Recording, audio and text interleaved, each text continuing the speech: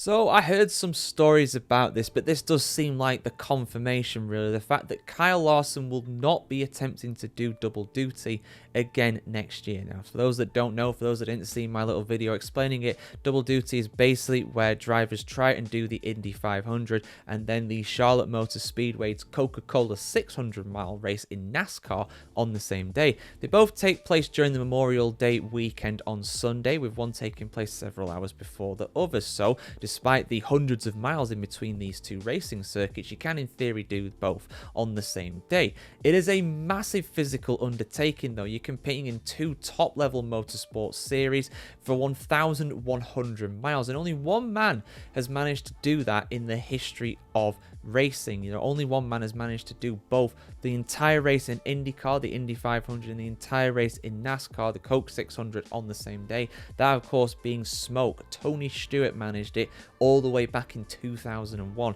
Larson has attempted to do it in both of the last 2 years. However, wet weather prevented him from doing it last year, and this year he wrecked out of the Indy 500 and later, of course, wrecked out of the Coca-Cola 600, perhaps exhibiting a bit of burnout, really. The fact that, I don't know about you guys, but if I ever have to, travel on plane or a long train journey or a long car journey or whatever for a few hours, I feel a bit tired after that, But I've not raced for thousands of miles in top-level motorsport and even my wits about me around these ovals where you're regularly, in the case of Indy 500, topping 200 miles an hour. In the case of the Charlotte Motor Speedway, approaching 200 miles an hour. So, Kyle Larson has made no secret about the fact that he would love to go to the Indy 500 again, but it's not going to happen while he's racing in NASCAR. He thinks it's too much of a physical effort. I got a little article for you guys here on the Motorsport Reports just to read out some quotes from the man himself, because he has alluded to it, but I think this very much does confirm that we're not going to see Kyle Larson next year at the Indy 500, or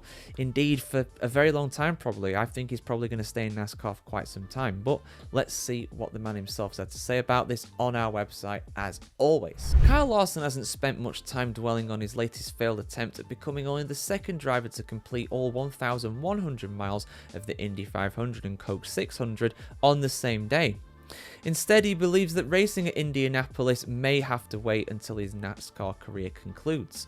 He said, and I quote, "That's not me shutting down the 500 again. Someday, maybe when I'm done in cup racing, I would definitely love to do the 500 again and devote all my time to it. It's such an awesome event. It is like the greatest event in the world, so I don't want to miss out on that too much." End quote.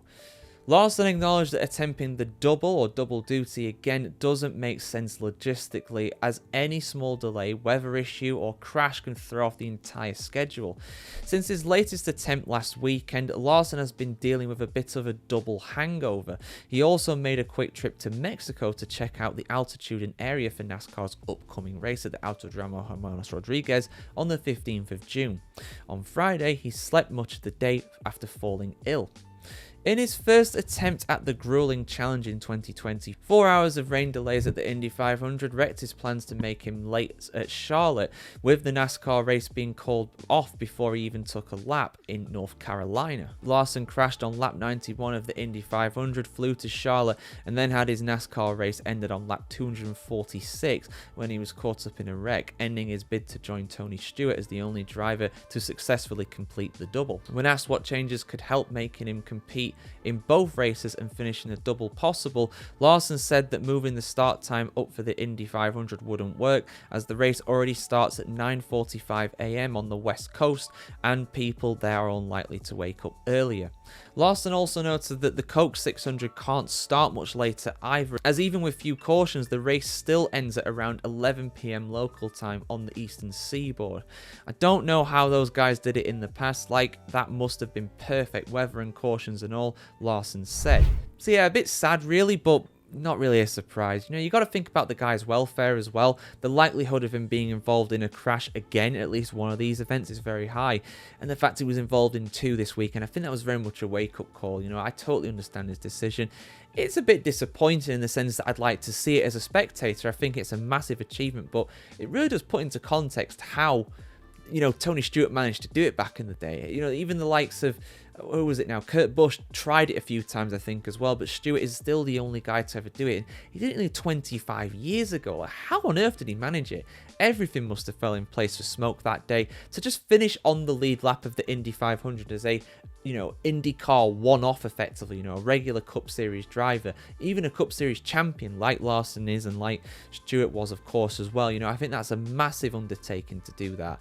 You know, to finish on the lead lap of the Indy 500, I think, is an unbelievable achievement as someone who doesn't regularly race in the IndyCar series, let alone then back it up with the same thing in the Coke 600. So I understand his decision. I'm a bit disappointed, to be honest, but it's not a big surprise either. But guys, let us know what you think about this in the comments below.